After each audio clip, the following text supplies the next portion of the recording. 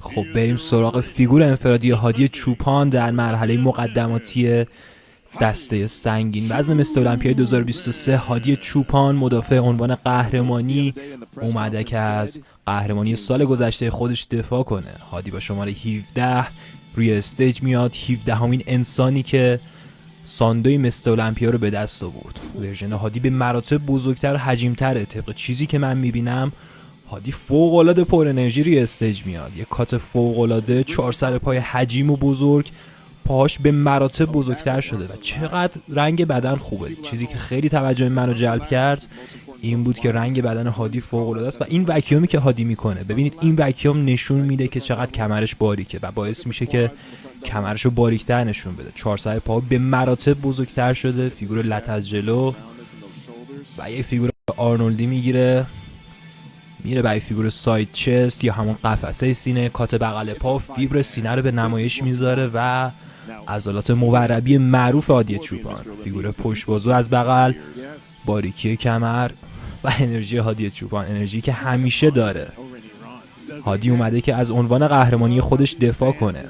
ببینیم پشت رو چی کار کرده و فیگور جوفوزو از پشت، زیر بغلا به مراتب بزرگتر، پهن‌تر. من میتونم بگم که پکیج 2023 هادی به مراتب بهتر از 2022 هست.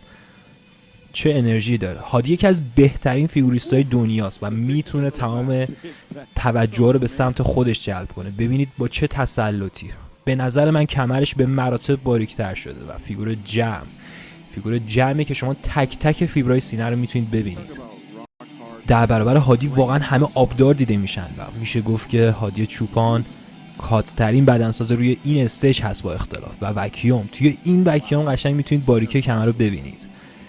واقعا پکیج امسال عجیب و غریبه و اونم فیگور جمع معروفی که همیشه میگیره. این بود از فیگور انفرادی هادی چوپان از مستر المپیا 2023. سامسون و هادی رو جابجا میکنن فقط واسه اینه که ببینن کنار هم چه شکلی هستن.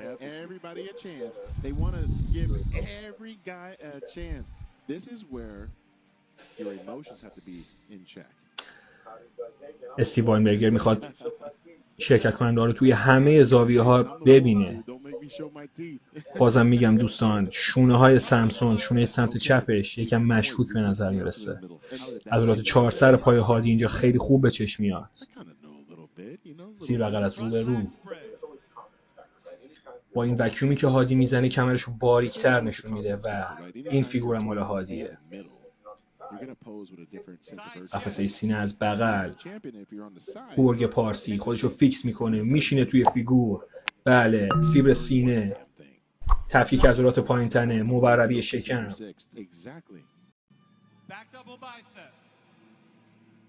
دوستان همونطور که گفتم هر فیگور هادی داره بهتر میشه و اگه بخوان اینو ادامه بدن هادی فیگور به فیگور بهتر میشه.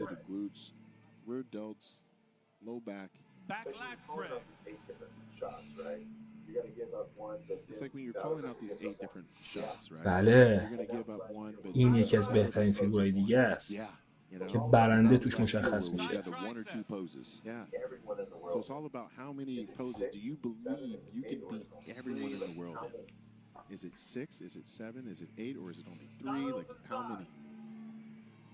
فیگور شکم و ران.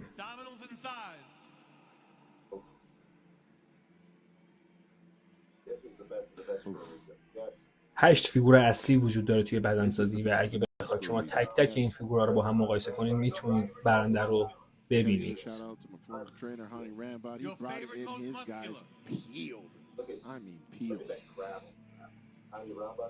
هادی چوپان نیومده اینجا که مقام خودشو بذاره وسط. هادی اومده که با اقتدار دفاع کنه. دوستان این بود بخش مقدماتی اوپن بدنسازی. هادی چوپان با اقتدار، بورگ پارسی اومد روی استیج برای دفاع از عنوان قهرمانی خودش.